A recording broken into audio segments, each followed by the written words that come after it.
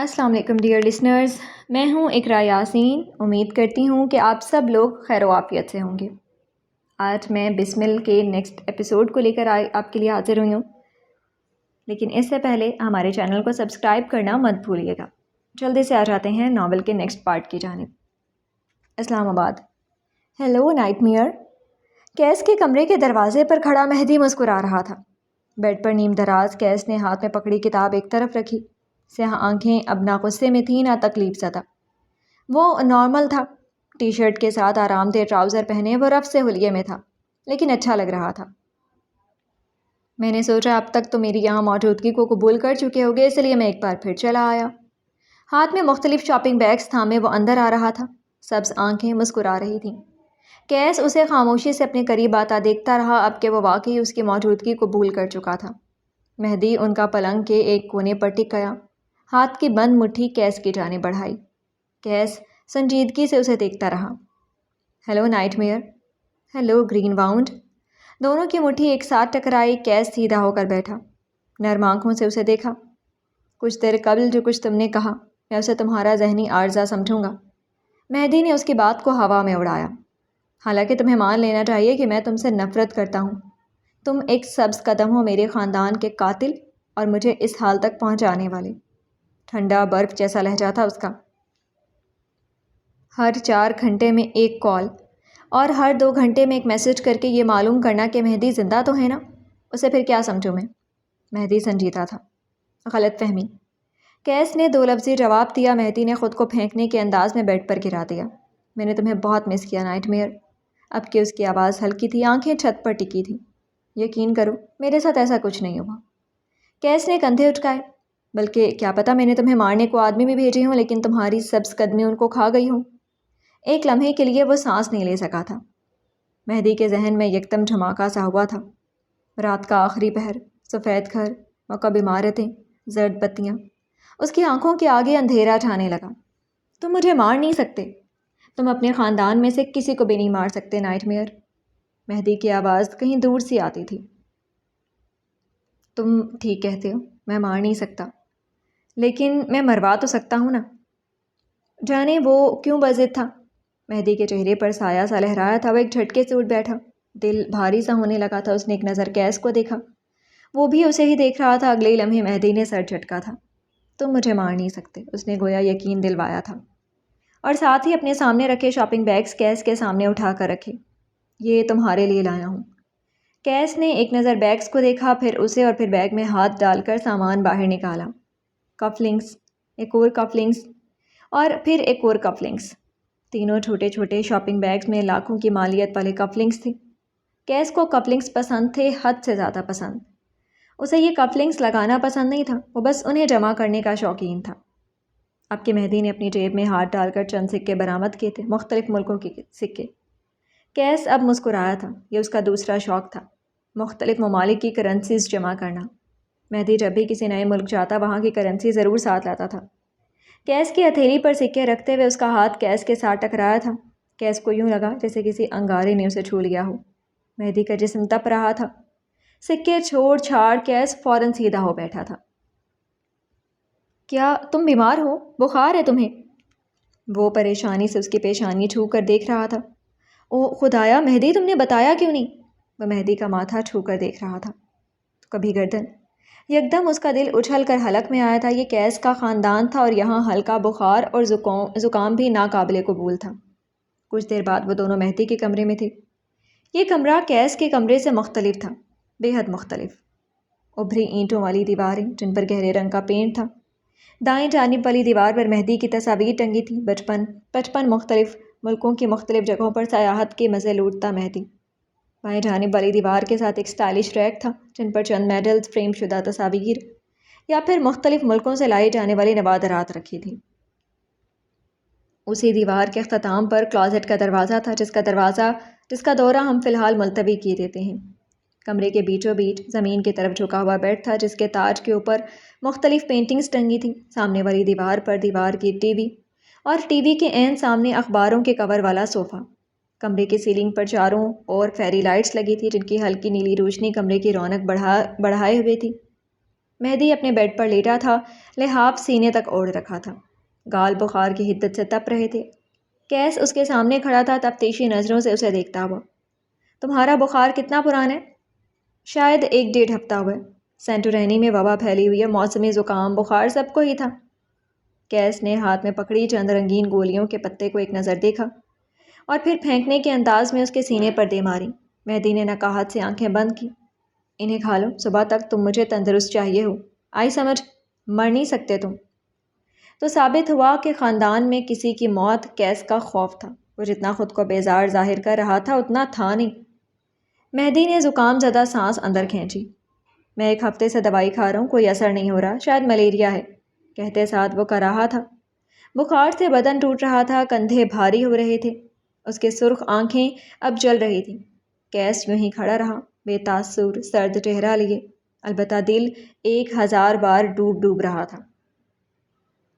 اگلے 6 ماہ تک تم ملک سے باہر نہیں جا رہے۔ کیس کے اعلان پر مہدی بھونچ کر رہ گیا۔ اس نے اٹھنے کی کوشش کی لیکن نقاہت آڑے آ گئی۔ مہدی کا سفری بستہ بیڈ کے ایک کونے پر کھلا پڑا تھا۔ کیس اب اس کے سامان کو الٹ پلٹ رہا تھا، اس کے چہرے پر کچھ تھا، غیر آرام دہ سا۔ تم ایسا نہیں کر سکتے کیس، پاگل ہو گیا کیا؟ میں ٹریولر آدمی ہوں، گھر میں کیسے رہ سکتا ہوں؟ حیرانی سی حیرانی تھی، یہ الفاظ ہضم کرنا مشکل تھا۔ میرے ایئرپورٹس کہاں ہیں؟ کیس اس کی سنے بغیر بولا۔ مہدی کے کپڑے، مختلف سامان اب فرش پر بکھرا پڑا تھا۔ سامان میں آدھے سے زیادہ گھڑیاں تھیں، مختلف برانڈز کی مہنگی مہنگی گھڑیاں۔ مس پلیس ہو گئے ہوں گے۔ صاف ظاہر تھا کہ وہ ٹال رہا ہے۔ ایئرپورٹس کے نام پر مہدی کو وہ سیاہ رات یاد آ گئی تھی۔ تم کب سے چیزیں مس پلیس کرنے لگے؟ صاف صاف بات کرو، گرین واؤنڈ، تم کیا چھپا رہے ہو؟ اگر میں نے پتہ لگا لیا تو تم جانتے ہو کہ میں کیا کروں گا۔ مہدی نے گہرا سانس بھرا۔ ہاں مان لیا، تم 155+ IQ کے مالک ہو، مانا تمہاری میموری فوٹوگرافک ہے، تم دنیا کے ذہین انسانوں میں سے ہو، لیکن مسٹر کیس کمبیر صاحب، ہر بات میں شک اور ہر معاملے میں ٹیڑھ ڈھونڈنا چھوڑ دو پلیز۔ میں سونا چاہتا ہوں، جاؤ پلیز۔ لحاف اپنے اوپر ڈالتے ہوئے اس کا دل زور زور سے دھڑک رہا تھا۔ اس کے سامنے کیس تھا، وہ آدمی نہیں تھا، ایکس رے مشین تھا۔ وہ آپ کا چہرہ دیکھ کر کئی منٹ قبل ہونے والا واقعہ بھی بتا سکتا تھا۔ اسے ڈاج دینا دنیا کا سب سے مشکل کام تھا۔ مہدی لحاف اوڑھے لیٹ گیا تھا، آنکھیں میچ رکھی تھیں۔ کیس چند لمحے کھڑا اسے دیکھتا رہا۔ وہ جانتا تھا کچھ ہے جو چھپایا جا رہا ہے، لیکن وہ یہ بھی جانتا تھا کم از کم مہدی اسے یہ بات نہیں بتائے گا۔ میں جانتا ہوں تم سوئے نہیں، کیس نے ہانک لگائی۔ مجھے فرق نہیں پڑتا تم کہاں تھے، کیا کیا، کیوں کیا۔ میں تمہیں کسی بھی ملک بھیجتا ہوں تو زندہ بھیجتا ہوں، تم مجھے واپسی پر بھی زندہ چاہیے ہو۔ اگر تم مرے تو میں تمہیں مار دوں گا مہدی۔ آخری لفظوں میں ایسی صفاقی تھی کہ لمحے بھر کو کوئی بھی کانپ جائے۔ وہ کہہ کر رکا نہیں، لمبے لمبے ڈگ بھرتا باہر نکل گیا۔ پیچھے مہدی نے دھیرے سے لحاف سرکایا تھا۔ اس کی آنکھوں میں وہ سیاہ رات ایک بار پھر گھوم گئی تھی۔ اگر وہ صرف ایک رات ہوتی تو فرق نہیں پڑتا تھا، لیکن وہ تعاقب کار ایک بار پھر آیا تھا، اور مہدی اب یاد نہیں کرنا چاہتا تھا کہ وہ کب کب آیا تھا۔ لحاف واپس اوڑھتے ہوئے اس نے آنکھیں بند کر لی۔ اسے سونا تھا، لمبی گہری نیند سونا تھا۔ بلوچستان۔ شام کے نیلے سائے پھیل کر سیاہ ہونے لگے تھے۔ حاکم نواب کے گھر میں اپنے کمرے میں موجود زینیہ بے چینی سے یہاں سے وہاں ٹہل رہی تھی۔ بس چند دن بعد ہی تو اسلام آباد سے ایک سیاحتی گروپ اس کے شہر آ رہا تھا۔ اسے ابا کی اجازت نہیں چاہیے تھی، اسے بس کسی طرح اس گھر سے نکلنا تھا۔ زینیہ کے پاس ہمیشہ چور دروازے ہوتے ہیں۔ پلنگ پر نیم دراز کونج اپنے موبائل پر کچھ دیکھ رہی تھی۔ یہ موبائل ہے تو اس کی کل متاع تھا، اور یہ پلنگ اس کا سگنل زون۔ ہر گھر میں ایک ایسا کونا ضرور ہوتا ہے جہاں آپ کا انٹرنیٹ تیز چلتا ہے۔ پلنگ کا دایاں حصہ اس گھر کا وہی کونا تھا۔ اسپیکر سے کسی کی بھاری مردانہ آواز گونج رہی تھی۔ کیس، آپ اس ملک کے مشہور ڈیزائنر ہیں۔ عورتیں آپ کے بنائے کپڑوں کو پہننا اپنی خوش قسمتی سمجھتی ہیں۔ مرد آپ کے برانڈ کو ایک لیول سمجھتے ہیں، لیکن آپ خود صرف اور صرف مردوں کے کپڑے ڈیزائن کرتے ہیں۔ آپ کے بارے میں مشہور ہے کہ آپ ایک اینٹی فیمنسٹ، سیلف سینٹرڈ اور مسوجنسٹ آدمی ہیں۔ آپ کے پاس کوئی وضاحت ہے؟ کیوں آپ عورتوں کو اتنا کمتر سمجھتے ہیں کہ آپ ان کے کپڑے تک ڈیزائن نہیں کرتے؟ اگر کونج کے موبائل میں جھانک کر دیکھو تو گھنگریالے بالوں والا کیس ایک اسٹوڈیو میں بیٹھا تھا۔ سفید ریکلائنر اور درمیان میں رکھی شیشے کی میز، آس پاس کی دیواریں سبز تھیں۔ میزبان کی بات پر اس نے گہری سانس لی تھی۔ لوگوں کا کام تو کہنا ہے، میں ان کی باتیں نہیں سنتا۔ رہی بات عورتوں کو کمتر سمجھنے کی، تو شاید ایسا ہو کہ میں عورتوں کو کمتر نہیں بلکہ اتنا قابل احترام، مقدس اور نفیس سمجھتا ہوں۔ کیا پتہ میں ان کے کپڑے اس لیے ڈیزائن نہیں کرتا کیونکہ مجھے نہیں لگتا کہ میں اس لائق ہوں۔ وہ میزبان کی آنکھوں میں دیکھتا کس خود اعتمادی سے کہہ رہا تھا۔ دیکھا زینی، خواہ خواہ لوگ اس بیچارے کے پیچھے پڑے تھے۔ کونچ نے اس کی بات پر سیدھی ہو بیٹھی تھی۔ بیچارے کو پتہ نہیں کیا کیا کہہ ڈالا تھا، کیسا جواب دیا اس نے۔ لوگوں کی بولتی بند ہو جائے گی اب۔ وہ چہک رہی تھی۔ اس نے جواب نہیں دیا کونچ، اس نے سوال کے بدلے سوال کیا ہے۔ اس نے تردید نہیں کی لیکن اس نے تائید بھی نہیں کی۔ بے وقوف لڑکی، وہ بات کو اپنے کوٹ میں کر گیا اور تم لوگ سمجھے ہی نہیں۔ زینیا کے لمبے تبصرے پر کونچ کا چہرہ بجھ گیا تھا۔ سر جھٹک کر وہ ایک بار پھر موبائل کی طرف چہرہ موڑ گئی تھی۔ زینیا بھی اپنے موبائل پر ٹائپ کر رہی تھی، وہ مثبت جواب دے رہی تھی۔ اسے اب کسی سوچ و بچار کی ضرورت نہیں تھی، وہ جائے گی اور ضرور جائے گی۔ پورے ملک میں شاید ہی کوئی شہر ایسا ہو جہاں آپ کی بوتیک چین نہ پھیلی ہو، جہاں آپ کا فیشن ہاؤس نہ ہو۔ ٹیکسٹائل انڈسٹری میں آپ کا ایک نام ہے، برانڈ ہے۔ ناظرین شاید جانتے نہیں، اس لیے ہم بتا دیں۔ کیس کمبیر 2 عدد ٹیکسٹائل ملز کے مالک بھی ہیں اور ان کے شراکت دار ہیں براق حنیف، بیز کلیکشن کے مالک۔ سوال کی طرف آئیں میزبان صاحب۔ کیس کے شائستگی سے ٹوکنے پر ہوسٹ کی چلتی زبان رکی تھی۔ سوال یہ ہے کیس کہ آپ کی ٹیکسٹائل ملز اور آپ کے باقی سارے فیشن ہاؤسز میں عورتوں کی ایک بہت بڑی تعداد ہے، لیکن قسم کی مین برانچ میں چند گنی چنی خواتین کے علاوہ کوئی عورت کام نہیں کرتی۔ اس بات سے ہی آپ پر ایک مسوجنسٹ ہونے کا الزام لگتا ہے کہ آپ کلیئر کریں گے؟ کیس مسکرایا۔ میں اسے شاید ایک اتفاق کہوں، ایک بے حد برا اتفاق۔ زینیا نے سد ابھرتی آواز پر سر کو استہزائیہ انداز میں سر جھٹکا تھا۔ اب یہ آدمی 3-4 مزید باتوں کا جواب اسی طرح گھما پھرا کر دے گا تاکہ لوگ یقین کر لیں کہ وہ باتیں گھما نہیں رہا بلکہ یہی اس کا پیٹرن ہے۔ وہ ایک بار پھر موبائل پر تیز تیز ٹائپ کرنے لگی تھی۔ کوفت زدہ، بیزار چہرہ، آدم بیزار۔ کونچ نے اب کے زینیا کو نہیں دیکھا تھا، وہ اسکرین کو تکے گئی۔ چند مزید باتوں کے جواب میں بھی وہ اسی طرح دیتا رہا، گھما پھرا کر، الفاظوں کو جیسا چاہا موڑ دیا، جہاں چاہا چند ہیرے موتی لگا کر مزید خوبصورت پیش کر دیا، جہاں چاہا کپڑے کی مانند کتر دیا۔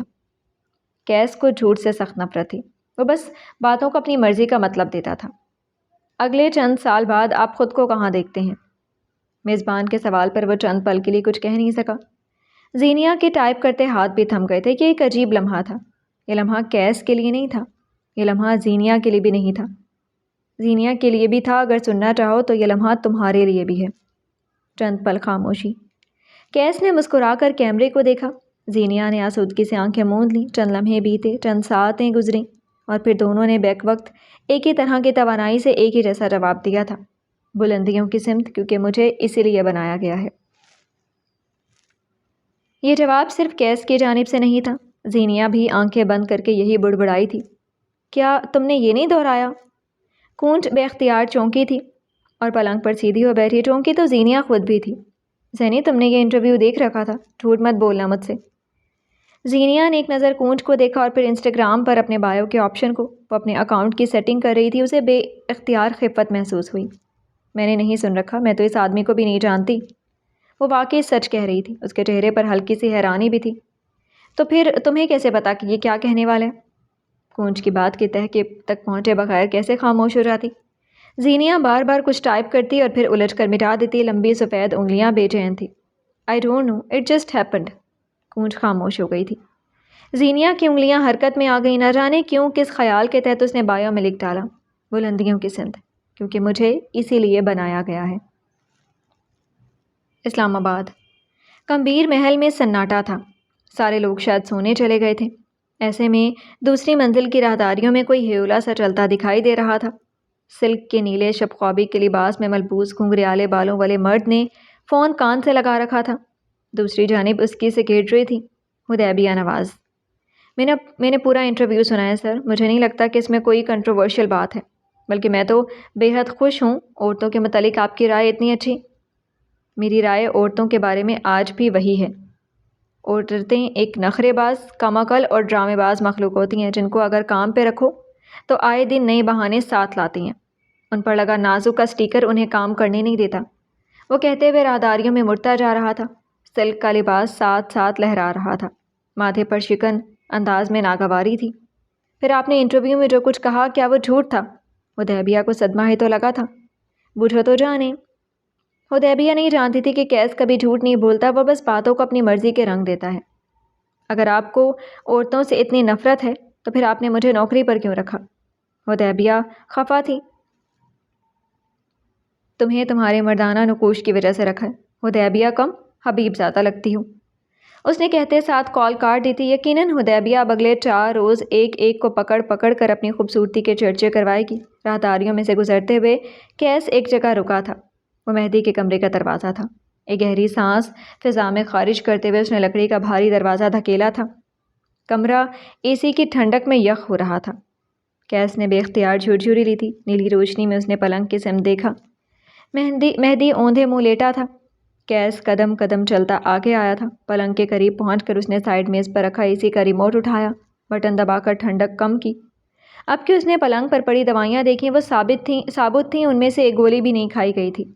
یکدم قیس نے اپنے ماتھے کو چھوا تھا، پھر جھک کر نیلی روشنی میں نیلے پڑتے مہدی کے ماتھے پر ہاتھ رکھا۔ اس کا ماتھا ٹھنڈا تھا، برف جیسا۔ قیس نے اسے سیدھا کر کے لٹایا، پھر گھٹنے کے بل اس کے قریب آ کر بیٹھا اور ایک بار پھر اس کا ماتھا چھو کر دیکھا، ساتھ گردن۔ وہ ٹھنڈا پڑ رہا تھا، برف جیسا ٹھنڈا۔ قیس نے اپنا کانپتا ہاتھ اس کے سینے کے مقام پر رکھا اور پھر وہ اپنا ہاتھ کھینچ نہیں سکا۔ اس کے دل کی دھڑکن ساکن تھی، خاموش، نیل۔ کوئی شور نہیں، کوئی آواز نہیں۔ اس کا دل بند ہو چکا تھا، جسم ٹھنڈا پڑ چکا تھا، آنکھیں ایسے بند تھیں جیسے کوئی مردہ۔ قیس نے آہستگی سے اپنا ہاتھ پیچھے کیا۔ آنکھیں نیم مردہ ہو گئی تھیں۔ ایک پل کے لیے وہ سانس نہیں لے سکا تھا۔ آہستگی سے پیچھے ہوتے ہوئے وہ بیڈ گراؤنڈ کے ساتھ لگ چکا تھا۔ آنکھیں اب بھی مہدی کے وجود پر جمی تھیں، اس کے جسم میں کوئی جنبش نہیں ہوتی تھی۔ قیس نے دونوں ٹانگیں اوپر کی کر کے گھٹنے سینے سے لگا لیے، گھنگریالے بال بکھر گئے۔ مہدی مر گیا، بابا، مہدی مر گیا۔ وہ آہستہ آہستہ دہرا رہا تھا، 32 سالہ مرد 3 سالہ بچے کے مانند دہرا رہا تھا، خوف سے، بے یقینی سے، بے بسی سے۔ مہدی مر گیا؟ تم مر نہیں سکتے مہدی، میں تمہیں مرنے نہیں دے سکتا۔ یکدم اسے جیسے ہوش آیا تھا، اس نے آگے بڑھنا چاہا، لیکن اسی لمحے پلنگ کے اوپر رکھا شیشے کا گلاس زمین پر گر کر چھناکے سے ٹوٹا اور اسی لمحے قیس ساکت ہو گیا۔ ساری دنیا کی آوازیں بند ہو گئی، سارے مناظر دھندلے ہو گئے۔ آوازیں، ایسی ہی آوازیں اسے حال سے ماضی میں لے جایا کرتی تھیں، اور قیس کا ماضی بہت برا تھا۔ لاشیں، خون، چیخیں، پھیلتی دور تک جاتی آگ۔ اس کے ابا اماں وہ مر رہے تھے، قیس انہیں بچانا چاہتا تھا لیکن وہ ساکن تھا، اس کا وجود جمود کا شکار تھا۔ قیس نے اپنے خاندان کے ایک اور فرد کو کھو دیا تھا۔ بلوچستان گوادر۔ سمندر کی نم ہواؤں نے سارے میں اپنی چھایا بچھا رکھی تھی۔ حاکم نواب کے گھر میں اس وقت زینیہ باورچی خانے میں کھڑی چائے بنا رہی تھی۔ اس نے گہرے نارنجی رنگ کا گھگا پہن رکھا تھا، بھاری کام والا، بال لمبی چٹیاں میں کس کے باندھے ہوئے، سنہری آنکھیں چمک رہی تھیں۔ چائے ابل ابل کر ختم ہونے کو تھی جب اس نے ساس پین نیچے اتارا۔ وہ دنیا جہاں کے کھانے بنا سکتی تھی لیکن چائے نہیں۔ وہ اتنی بری چائے بناتی تھی جسے پی کر خود ہی تھوکتے۔ یہ کونچ کا ٹیلنٹ تھا جس کی چائے ہر آنے جانے والے کو پسند تھی، لیکن بشر کی چائے کی دیوانگی اور اپنا کام کروانے کے لیے آج زینیہ کو یہ کام بھی اپنے سر لینا پڑا۔ چائے بنا کر تشت پر رکھی، سر پر دوپٹہ اچھے سے جمایا، اب وہ تیار تھی۔ پورے اعتماد قدم اٹھاتے ہی وہ بشر کے کمرے کی طرف جا رہی تھی۔ دروازے کے باہر رک کر اس نے دستک دی اور پھر جواب کا انتظار کیے بغیر اندر چلی آئی تھی۔ یہ کمرہ کافی بڑا تھا۔ کمرے کے ایک کونے میں ڈبل بیڈ تھا اور اس کے سامنے والی دیوار کے ساتھ الماری رکھی تھی۔ ایک جانب لمبے بڑے بڑے اسپیکرز رکھے تھے جو شاید کسی دور میں چلائے گئے ہوں۔ کمرے کے ایک کونے میں میز اور کرسی رکھی تھی جس پر بیٹھ کر بشر اپنا کام کیا کرتا تھا۔ زینیہ کو کمرے میں دیکھ کر اس نے کوئی سوال نہیں کیا، وہ ایسا ہی تھا، شاذ و نادر ہی اپنی آواز سناتا تھا۔ زینیہ نے بیڈ کے سائڈ ٹیبل پر چائے کا کپ رکھا اور خود بشر کے سامنے بیٹھ گئی۔ اس کے چہرے پر کوئی خوف، پریشانی کچھ نہیں تھا۔ بشر اپنے لیپ ٹاپ پر فلم دیکھتا رہا، زینیہ خاموشی سے بیٹھی اس کا چہرہ تکتی رہی۔ کوئی اس آدمی کو بتائے کہ بولنے سے سیل ضائع نہیں ہوتے۔ آدھا، بھائی مجھے ایک بات کرنی تھی۔ بشر نے اپنی نظریں اٹھا کر اسے دیکھا، بولا اب بھی کچھ نہیں۔ اس کی آنکھیں کونچ جیسی تھیں، پلکیں مڑی ہوئیں۔ انسٹاگرام پر میری فوٹوگرافی دیکھ کر ایک ٹریول گروپ کے مینیجر نے مجھ سے رابطہ کیا ہے۔ وہ ٹھہر کر بول رہی تھی۔ بشر فوراً سے پہلے سیدھا ہوا تھا، وہ اپنے بھائی موڈ میں آ گیا تھا۔ مینیجر یہ کون ہے لڑکا؟ مجھے تو موبائل میں دیکھ لیتا، وہ فوراً سیدھا ہوا۔ بس آ گیا وہ مشرقی مردوں والی جلد بازی پر۔ ادا پوری بات تو سن لو۔ لڑکی ہے مینیجر، میری بات ہوئی ہے ہماری، ان کا گروپ 3 دن بعد گوادر آ رہا ہے، وہ چاہتے ہیں میں ان کے لیے فوٹوگرافی کروں، 40,000 دیں گے، تم ابا سے بات کر لو، بس 3 دن کا کام ہے۔ اور نہ بول دو فوراً، بلکہ یہاں تو اپنا موبائل میں خود ہی نہ بول رہا ہوں، وہ بشر دو ٹوک انداز میں بولا تھا، اس کا چہرہ بے حد سنجیدہ ہو گیا تھا۔ مجھے فرق نہیں پڑتا 40,000 دیں یا 40 لاکھ، لیکن ابھی میں اتنا بے غیرت نہیں ہوا کہ تم غیر مردوں کی تصاویر کھینچو، ابا سے پہلے تو میں منع کر رہا ہوں۔ اس کا چہرہ سرخ ہوتا جا رہا تھا۔ کاش ہمارے مرد غیرت کا اصل مفہوم سمجھ لیں۔ تم میرے ساتھ چلنا آدھا، بس ہر روز 2 گھنٹے کا کام ہوگا، اور بس مجھے پیسوں کی ضرورت ہے آدھا، بات کو سمجھو، زینیا اب زور دے کر کہہ رہی تھی۔ زینیا میں نہ کہہ چکا ہوں نا، سمجھ نہیں آ رہی؟ اب کے بشر ذرا سختی سے بولا تھا۔ یہاں کونج ہوتی تو اس کی جان ہوا ہو جاتی، لیکن زینیا ڈھیٹ تھی، پتھر اپنی جگہ سے ہل سکتا تھا لیکن وہ نہیں، سو ڈٹی رہی۔ غضب خدا کا، اب تم میرے سامنے غیر مردوں کی تصویریں کھینچو گی اور میں بے غیرتوں کی طرح کھڑا رہوں؟ پتہ نہیں کیسے کیسے لوفر لڑکے آ رہے ہوں گے۔ اس نے ہاتھ جھلایا، غصہ سخت غصہ آ رہا تھا۔ تمہیں مجھ پر اعتبار ہے کہ نہیں؟ آج تو اپنا شہر ہے آدھا، کل میں کسی اور شہر پڑھنے جاؤں گی، تم نے کہا تھا تم مجھے افسر بناؤ گے، تم تو ابھی سے منع کر رہے ہو۔ وہ روحانسی ہوئی۔ زینی، میں نے نہ بول دیا مطلب نہ ہو گیا، اب جاؤ یہاں سے، تنگ مت کرو۔ بشر نے گویا بات ختم کر دی، چہرہ اب بھی سرخ تھا۔ زینیا کو انسٹاگرام کی اجازت دے کر ہی غلط کر دیا تھا۔ زینیا چند لمحے اسے دیکھتی رہی، اس کا ذہن ایک چلتی پھرتی مشین تھا۔ وہ اٹھی اور ایک اچھٹتی سی نگاہ بشر پر ڈالی۔ ابا تمہارا رشتہ طے کر رہے ہیں، بدلے میں کون وہاں جائے گا تم جانتے ہو۔ الفاظ سیسے کی مانند چبھے تھے بشر کو، وہ اپنی جگہ شل رہ گیا، لب ہلکے وہاں تھے۔ ایک وقت تھا جب تم نے لالا رخ کے لیے سٹینڈ نہیں لیا، اور آج تم میرے لیے سٹینڈ نہیں لے رہے۔ تم صرف محبت میں ناکام مرد نہیں ہو آدھا، تم ہر تعلق میں ناکام ہو۔ بشر کے دل پر گویا کسی نے انگارے ڈال دیے تھے، وہ تڑپ کر رہ گیا، آنکھیں ضبط سے سرخ ہوئیں۔ ناکام ادھوری محبت نے ایک بار پھر سر اٹھایا تھا، دل زخم ہو گیا تھا، اس نے زور سے دانت بھینچ لیے تھے۔ جب جانا ہو بتا دینا، میں ساتھ آؤں گا۔ چوکھٹ پر زینیا تھم گئی تھی، لب تلخی سے مسکرائے تھے۔ ایسے تو پھر ایسے ہی صحیح، اس کے گھر کے مردوں کو اس کے دل کی پرواہ نہیں تھی تو وہ کیوں کرے؟ اس نے بھی وہیں وار کیا تھا جہاں سب سے زیادہ چبھن ہو، کسی کی ادھوری محبت۔ اگلے چند لمحات میں وہ چوکھٹ پار کر گئی تھی۔ اس کے پیچھے بشر نے خود سے ایک بار وہی عہد دہرایا تھا، 1000 بار موقع آئے گا، میں تمہیں 1000 بار اس کے لیے سٹینڈ نہیں لوں گا۔ اگر میں اس کے لیے کھڑا ہو جاتا تو وہ ڈھہ جاتی۔ اس نے آنکھیں بند کر لی، شاید اسے ڈھیر سارا رونا تھا، شاید ضبط کرنا تھا، وہ کہاں کچھ بتاتا تھا۔ اسلام آباد۔ پلنگ کے تاج کے ساتھ جڑ کر بیٹھا کیس تہی دامن تھا، وہ اب تک متعجب تھا، اب تک ماضی میں تھا۔ آگ کے بھڑکتے گولے، لاشیں، خون، اس کا خاندان، سب آنکھوں کے سامنے گھوم رہا تھا۔ گھٹنے سینے سے لگائے بیٹھا وہ الگ دنیا میں تھا۔ اسی لمحے مہدی کے وجود میں جنبش ہوئی، اس نے کسل مندی سے کروٹ بدلی تھی۔ کیس اب بھی اپنے حواسوں میں نہیں تھا، وہ حال میں نہیں تھا۔ ماضی، وہ ظالم ماضی کے گرتاب میں چکر کاٹ رہا تھا، آگ، خون، لاشوں سے بھرا ماضی۔ مہدی نے ہلکی سی آنکھیں کھولی، اس نے کیس کو اپنے سامنے بیٹھے دیکھا، مندی آنکھیں لیے وہ صورتحال سمجھنا چاہ رہا تھا۔ کیس اس وقت اس کے کمرے میں اس کے بیڈ پر بیٹھا تھا، کیوں؟ اس کا دماغ اب بھی پوری طرح بیدار نہیں ہوا تھا۔ آگ، خون، لاشوں کے ماضی میں کبھی آگ سبقت لے جاتی، کبھی لاشوں کی تعداد۔ وہ بس آنکھیں پھاڑے بیٹھا تھا، ہر حرکت سے آری، بے سانس۔ عقل اور یاداشت ہر انسان کے لیے نعمت نہیں ہوتی، کچھ کے لیے عذاب بھی ہوتی ہے۔ یقین نہ آئے تو کیس کو دیکھو، وہ جسے آج بھی اپنے خاندان کی موت ایک فلم کی مانند یاد تھی، 1000 دفعہ دیکھی ہوئی فلم کی مانند۔ کیس، تم ٹھیک ہو؟ کیا ہوا ہے کیس؟ مہدی اب کے اٹھ بیٹھا تھا، وہ کیس کا کندھا ہلاتے ہوئے اس سے سوال کر رہا تھا۔ ماضی سچ دکھاتا آئینہ چھناکے سے ٹوٹا تھا۔ کیس نے بے اختیار جھرجھری لی تھی، اسے حال میں واپس لایا جا چکا تھا۔ اس کے چہرے پر ڈھیر ساری وحشت تھی، وہ شاک تھا۔ کیس، ادھر دیکھو، کیا ہوا ہے؟ بھائی مجھے بتاؤ، ادھر دیکھو۔ وہ پھٹی آنکھوں سے مہدی کو دیکھ رہا تھا، اس کے چہرے پر دہشت تھی، وہ ڈرا سہما ہوا تھا۔ تم مر گئے تھے، میں نے تمہیں دیکھا تھا، تم سانس نہیں لے رہے تھے۔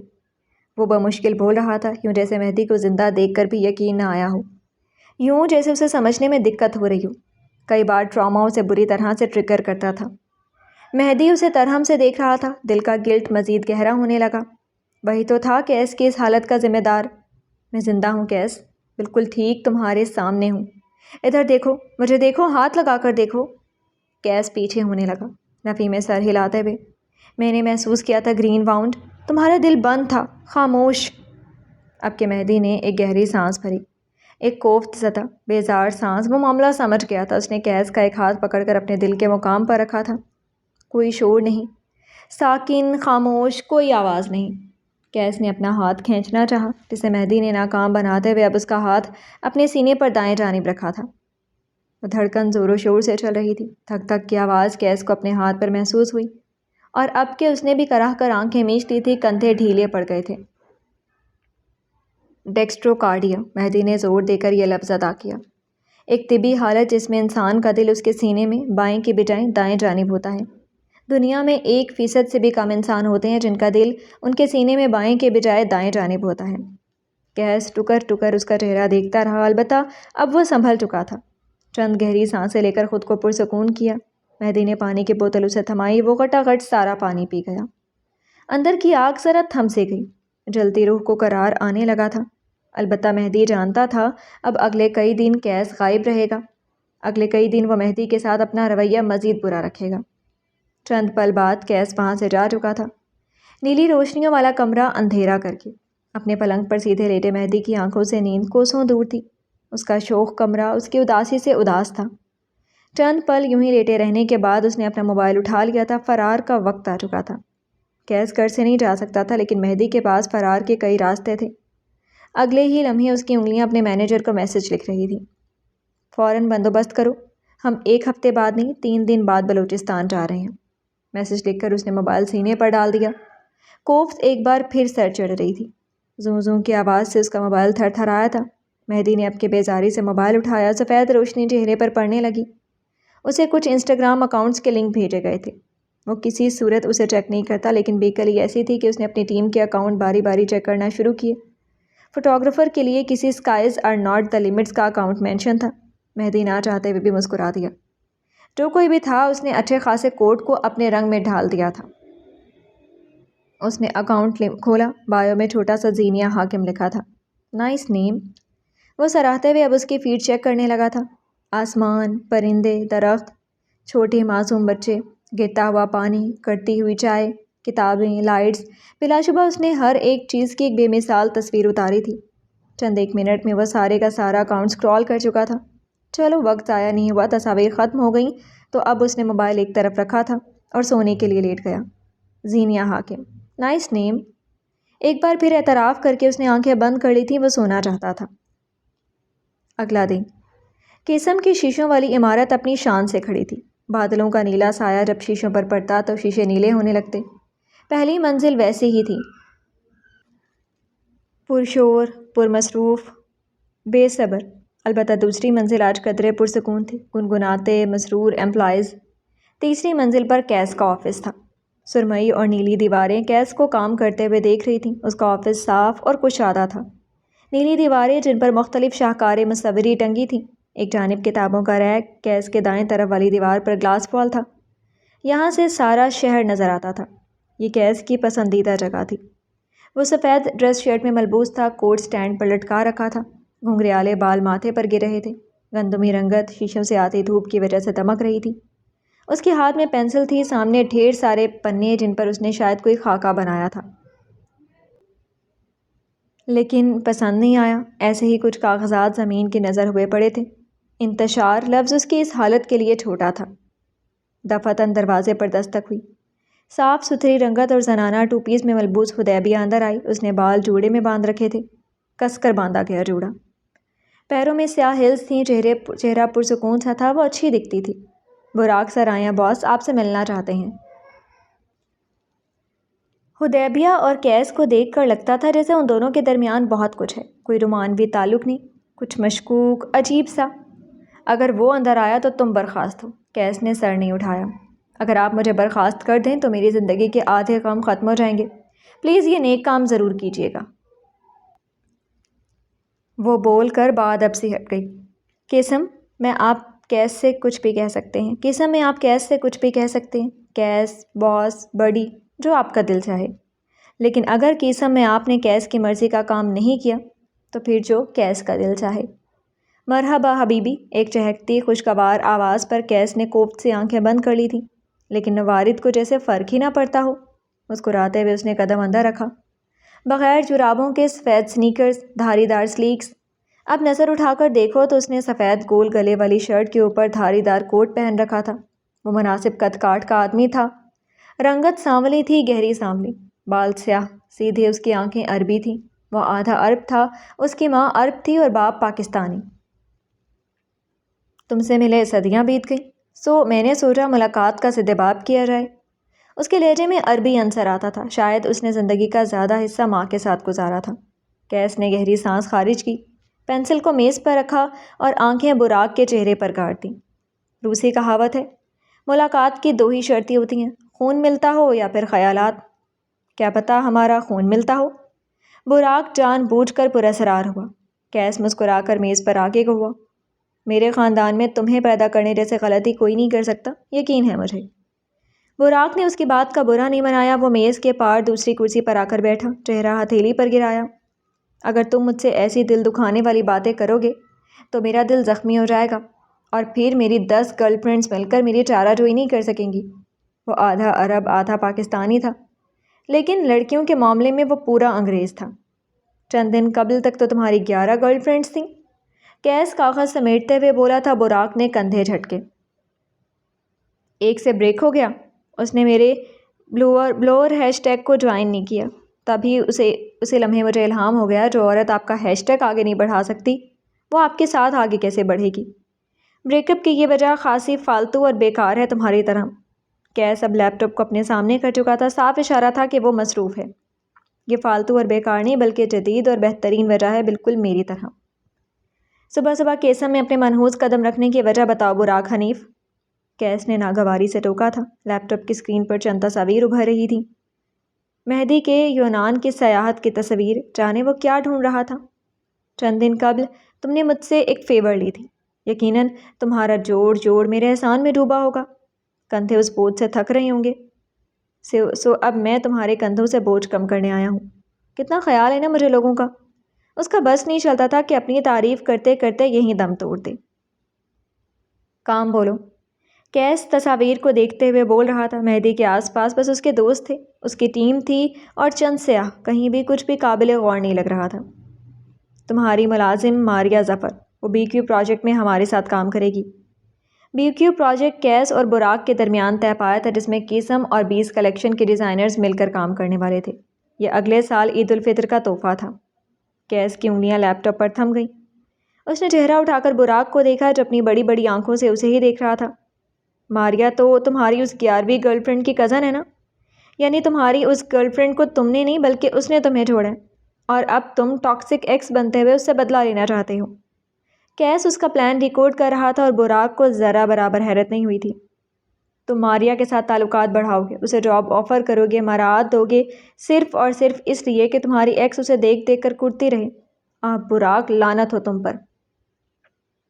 براق نے سر کو خم دیا تھا، گویا لعنت وصول کی ہو۔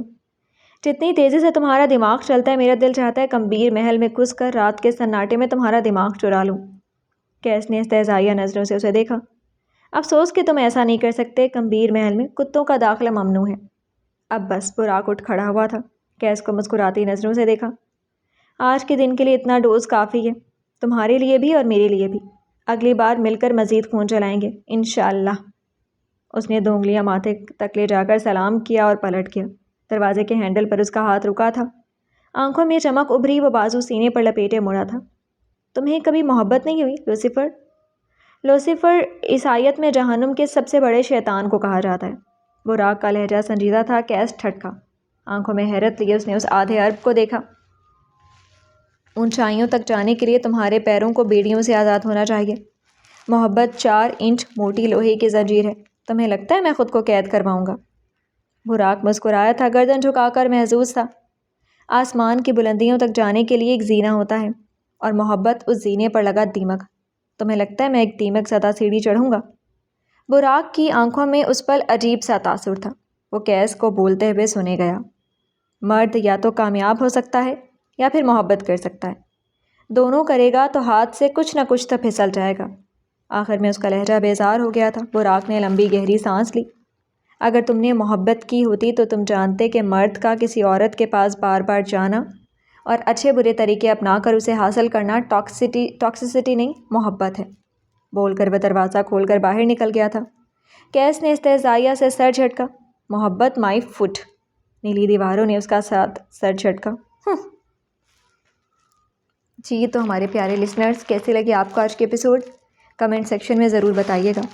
پھر حاضر ہوں گے نیکسٹ ایپیسوڈ کے ساتھ۔ اجازت دیجیے، اللہ حافظ۔